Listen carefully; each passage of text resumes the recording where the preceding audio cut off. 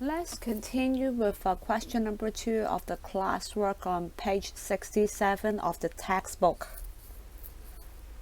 So, John buys a hamburger which costs $18.40 and a glass of iced tea which costs $15.90. How much should he pay? So once again, I want you to try it on your own with the 3 parts to this kind of word problem. Remember the horizontal form, the expression, and then the column form, and also the sentence right here. So I want you to pause the video, try it out on your own, and then I'll show you the answer in 2 seconds.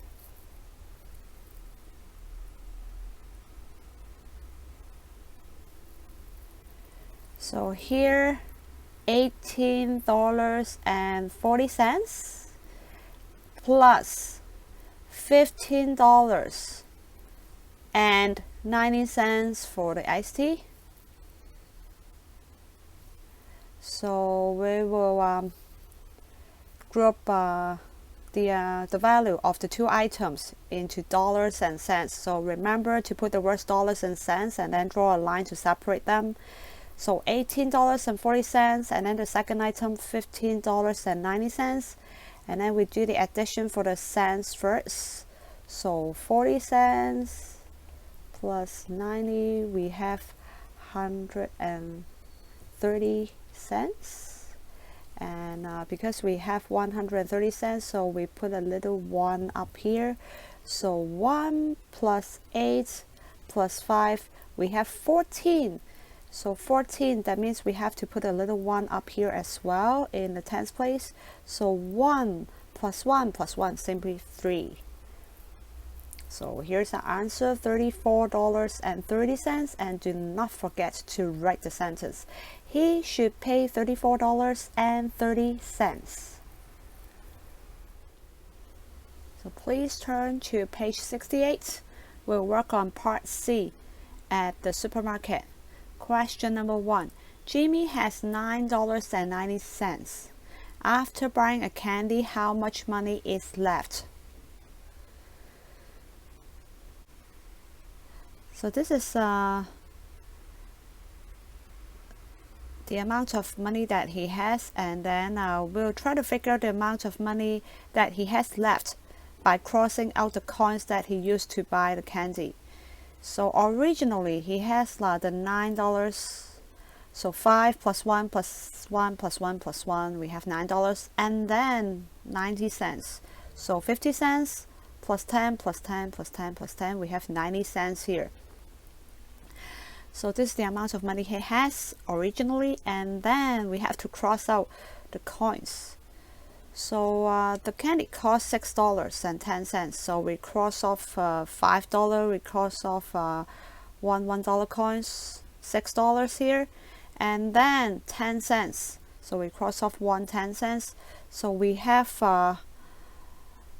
like $3, and then 50 cents plus 10 plus 10 plus 10, we have 80 cents left. And there's another way to find out the money he has left. Instead of crossing out the coins. So to work on this word problem, once again, we set up the expression first. So $9.90 here. We do not have the plus sign. We will use the minus sign instead. Minus $6.10. And then we'll set up the column form. Once again, dollars on the left and then cents on the right. So $9.90 on top and then $6.10 on the bottom. And it is always the case that we work on the cents first. So 90 minus 10, we have 80 cents. $9 minus $6, we have $3. So $3.80. So we'll write our answer like this, and do not forget the sentence. $3.80 is left. Question number 2. Callie has $48. How much more money does she need to buy a pack of rice? So this kind of diagram is really useful. So I strongly suggest you scribble it during an exam or quiz, so to give yourself a better idea of what's going on for the question. So this is the amount of money that Callie has right now, and this is the price of the pack of rice.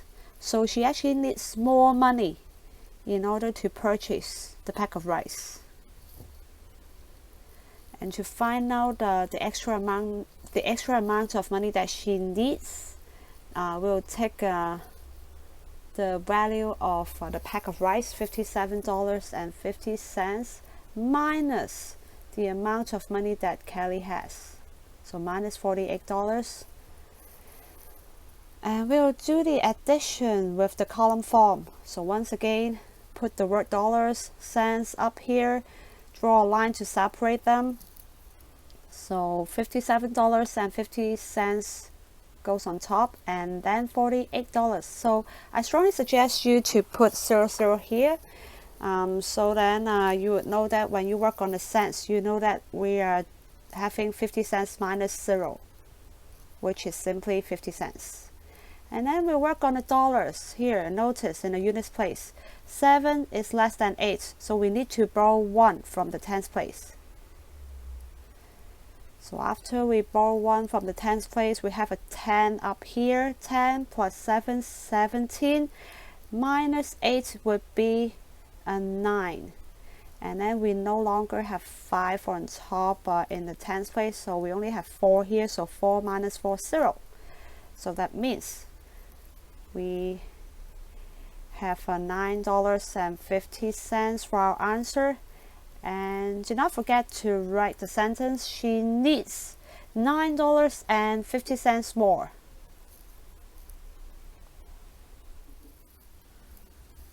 So please turn to page 69, question 3.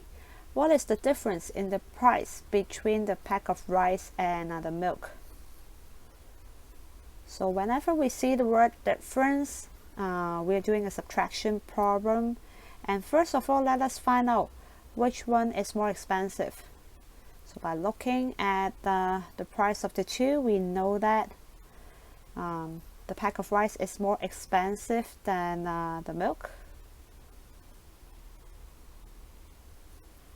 And once again, the diagram is really useful.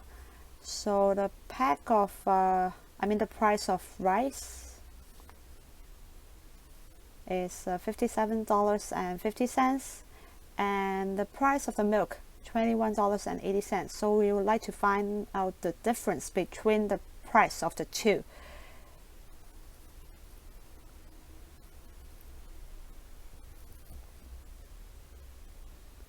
So here we'll set up the expression, and then we'll take the price of the more expensive item minus the price of the less expensive item in order to find out the difference.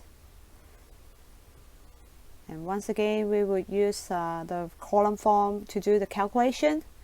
So here, notice the cents, 50 cents is less than 80 cents. So be really careful here, because this time we need to borrow $1 from the units place in the dollar part. So remember, $1 equal 100 cents.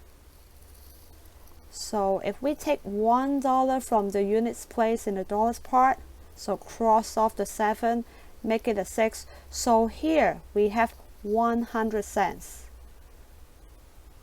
So that means we have 150 cents minus 80 cents. We have 70 cents left. So to make this more clear to you, let me put it this way, because we have borrowed 100 cents from the dollar units place. So plus 50, we have 150 cents, and then minus 80, we have 70.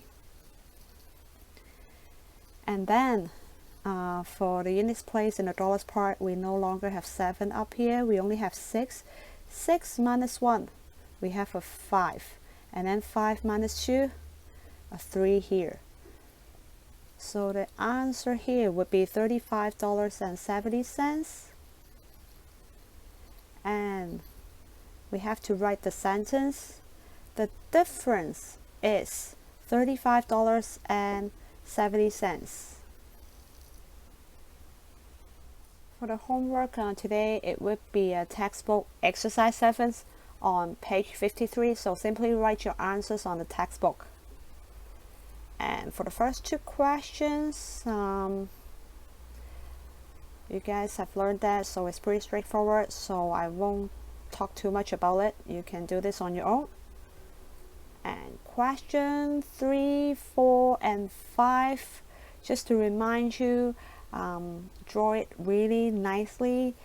If you do something like this, let's say you are off a little bit, just for example, if you draw a line or something like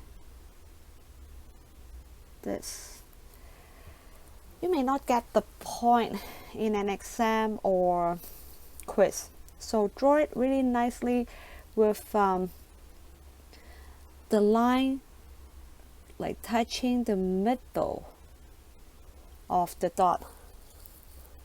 And also for the squared paper here, like draw it really nicely. Please use a ruler, draw it slowly with the end of the straight line touching the corner of a square in the squared paper. And for question 6, you guys did something like this in the supplementary exercise, and we're asked to fold a piece of rectangular paper along the blue dotted line. So after you have folded the paper, it looks something like this. Then cut along the purple dotted line. So we'll cut along this line here, and then unfold the paper. What shapes will you get? So here, instead of having a rectangle like last time, so try to imagine what it would be when you unfold it. So remember, we have 2, I won't tell you the answer, 2 2D shapes, and remember, because we have 2, so remember to put the S after. And question 7, cut out tangram shapes C and D in appendix 2 on page 78. So I strongly suggest you cut out shape C and shape D from the back of your textbook, and then you try to place one on top of the other however you like, as long as they form a trapezium, and then you try to find out how many different trapeziums can you make. So I would leave this on your own to try that out first. So that's it for today. I will see you tomorrow. Goodbye.